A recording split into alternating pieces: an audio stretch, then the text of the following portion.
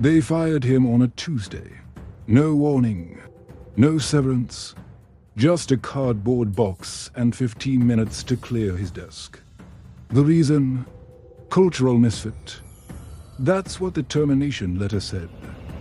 But everyone in that Shenzhen office knew the real reason. He was Filipino, and in their eyes, that meant he didn't belong. His name was Carlo Mendoza, 29 years old.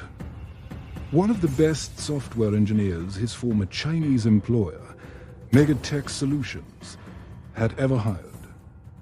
But none of that mattered the day they decided he was disposable. What they didn't know, what they couldn't have known, was that in 6 months, the app Carlo would build alone in a cramped Marcotti apartment would become the #1 download across Southeast Asia, crash Megatech's stock by 40%, and turn him into the tech world's most unexpected legend. This is that story. Let's go back to the beginning. Carlo had dreamed of working in tech since he was a kid in Tondo, learning to code on a second-hand laptop that overheated every 20 minutes. While other kids played basketball, Carlo sat in internet cafes, teaching himself Python, JavaScript, and eventually app architecture. By the time he graduated from a state university in Manila, he had already freelanced for startups in 3 countries. But he wanted more. He wanted to work for a giant, a company that built tools used by millions. So when Megatech Solutions, one of China's fastest growing tech companies, offered him a position as a senior developer in their Shenzhen headquarters, Carlo didn't hesitate. He packed his bags, said goodbye to his parents, and flew north with nothing but hope and a backpack full of dreams. The first few months were incredible. Carlo thrived. He debugged systems that had stumped entire teams. He optimized code that made their flagship app run 30% faster. Managers praised him in meetings. Colleagues asked for his input. For the first time in his life, Carlo felt like he was exactly where he belonged. But slowly, things changed. It started with small comments. During team lunches, conversations would switch to Mandarin the moment Carlo sat down. In meetings, his ideas were acknowledged with nods, then quietly reassigned to Chinese colleagues who presented them as their own. When he asked why his promotion had been delayed despite hitting every performance target, his manager smiled tightly and said, "We need someone who understands the culture better." Carlo tried to ignore it. He worked harder, stayed later, delivered faster, but the wall only grew higher. Then came the project that broke everything. Megatech was developing a new super app, a platform that would combine messaging, payments, shopping, and services into one ecosystem. It was their biggest bet in years. Carlo was assigned to the back-end architecture team, and within weeks, he noticed something catastrophic.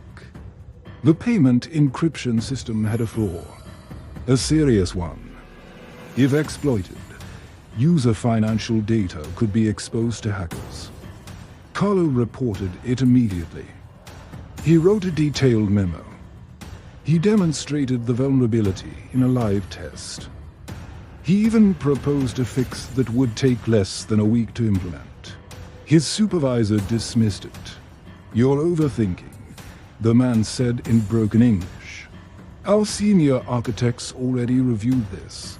It's fine," but it wasn't fine. Carlo knew it. He escalated to the project lead, who also ignored him. Then to the department head, who finally snapped. "Are you saying our Chinese engineers don't know what they're doing? Maybe you should focus on your own work and stop questioning your superiors." Carlo felt the sting of those words. It wasn't about the code anymore. It was about hierarchy, about nationality, about the invisible line he had crossed by daring to be right when they needed him to be silent. 2 weeks later, the app launched. And within 72 hours, exactly what Carlo had warned about happened. Hackers breached the payment system. Millions of users had their financial information compromised. The media exploded. Megatech's reputation tanked. Emergency patches were rushed out. Lawsuits were filed, and in the chaos, someone needed to be blamed. They chose Carlo, not the architects who ignored his warnings, not the managers who dismissed his memo. Carlo, the Filipino developer who had failed to properly secure the system. The official internal report painted him as the sole engineer responsible for the breach. It was a lie, but it was a convenient one. That Tuesday morning, Icha called him in. The meeting lasted for minutes. "We're terminating your contract effective immediately. You're a cultural misfit. Pack your things and leave." Carlo sat in shock. Cultural misfit. The words echoed in his head. He wanted to fight, to scream, to show them the emails, the reports, the proof that he had tried to stop this disaster. But he saw it in their eyes. They didn't care. To them, he was just a foreigner. Expendable. Forgettable. He packed his desk into a cardboard box. As he walked out, not a single colleague said goodbye. Some looked away. Others pretended to be busy. The security guard escorted him to the gate and watched as Carlo walked into the scorching Shenzhen heat with nowhere to go. That night, alone in a budget hotel room, Carlo stared at the ceiling and felt something he hadn't felt in years. Not sadness, not defeat, rage. Pure, burning rage. They had used him, blamed him, erased him. And now they expected him to disappear quietly. But Carlo Mendoza was done being quiet. He flew back to Manila with almost no money left. His parents welcomed him home with worried eyes and quiet prayers. Friends asked what happened. Carlo just smiled and said he was taking a break. But inside, a plan was forming. A plan that would take everything he had learned at Megatech and turn it into a weapon. He rented a tiny studio apartment in Makati, barely bigger than a prison cell. One desk, one chair, one laptop. For 3 months, Carlo lived on instant noodles and coffee. He coded 18 hours a day. He didn't go out, didn't socialize, didn't sleep much. His parents begged him to rest. His friends thought he was having a breakdown. But Carlo wasn't breaking down. He was building up. He was creating an app. Not just any app. A super app. Messaging, payments, shopping, services. Everything Megatech's app did, but better, faster, safer, and most importantly, designed by someone who actually cared about the users, not just the profits. He called it Hiraya. After the Filipino phrase Hiraya Manawari, may your dreams come true, Carlo poured every lesson he'd learned into Hiraya. The encryption flaw that had destroyed Megatech fixed. The clunky user interface that frustrated millions redesigned. The predatory fees that nickel-and-dime small vendors slashed. Hiraya wasn't just an app. It was everything Megatech should have been but was too arrogant to become. By month 4, Carlo had a working beta. He launched it quietly, sharing it only in Filipino expat groups and small business communities. No marketing. No hype. Just word of mouth. And then, something magical happened. People loved it. Small business owners in Manila started using Hiraya to accept payments. OFWs in the Middle East used it to send money home with almost no fees. Students used it to message, shop, and split bills. Within weeks, Hiraya had 10,000 users, then 50,000. Then 500,000. Tech bloggers in the Philippines noticed. Who built this? They asked. It's better than anything out there.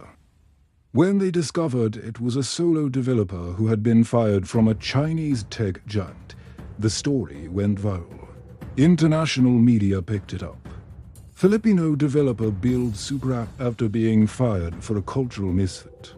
The narrative was irresistible. Underdog. Revenge. Justice. Downloads exploded. Hirayo crossed 5 million users. Then 10 million. Investors from Singapore, Japan, and even Silicon Valley reached out, offering funding. Carlo took only what he needed to scale, keeping control of his company. He hired a small team, mostly Filipinos, but open to anyone who shared his vision of ethical, user-first tech. Meanwhile, back in Shenzhen, Megatech was bleeding. Their app, still haunted by security scandals and bad press, was losing users by the hundreds of thousands, and the biggest reason. People were switching to Hiraya. Megatech's executives held emergency meetings. Who is this Carlo? Mendoza. They demanded.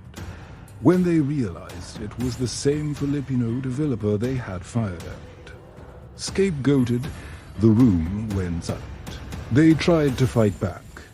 Megatech launched aggressive ad campaigns, slashed fees, copied Hiraya's features. But it was too late. Users had already made their choice.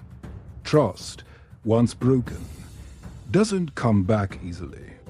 Within a year, Hiraya became the #1 app in the Philippines, Indonesia, Vietnam, Thailand. Megatech's market share in Southeast Asia collapsed. Their stock dropped 40%. Investors fled. The same executives who had fired Carlo were now being questioned by their own boards. And Carlo, he was invited to speak at a major tech conference in Singapore. When he walked onto the stage, the crowd stood and applauded. Not because he was rich or famous, but because he represented something bigger. He was proof that the underestimated, the dismissed, the so-called misfits could rise up and rewrite the rules. During his speech, a journalist asked, "Do you feel vindicated?" Carlo paused. "Vindicated? No," he said. "I feel free. They thought firing me would erase me. But they just freed me to build something they never could. Something honest." He looked directly into the camera. To every Filipino told you don't belong, that you're not good enough, that you're just a cultural misfit built anyway, code anyway, dream anyway. Because the people who underestimate you, they're just afraid of what you'll become when you stop asking for their permission. The applause was deafening. Today, Hiraya has over 50 million users. Carlo is a billionaire on paper, though he still lives simply, reinvesting most of his profits into tech education programs for Filipino kids who remind him of his younger self. Megatech tried to acquire Hiraya twice. Both times, Carlo said no. They had their chance to value me, he said in an interview. Now, they get to watch from the sidelines. So the next time someone fires you, rejects you, or calls you a misfit, remember Carlo Mendoza. Remember that sometimes the greatest success stories begin the moment the world decides you're disposable. Because that's when you're finally free to prove them catastrophically wrong.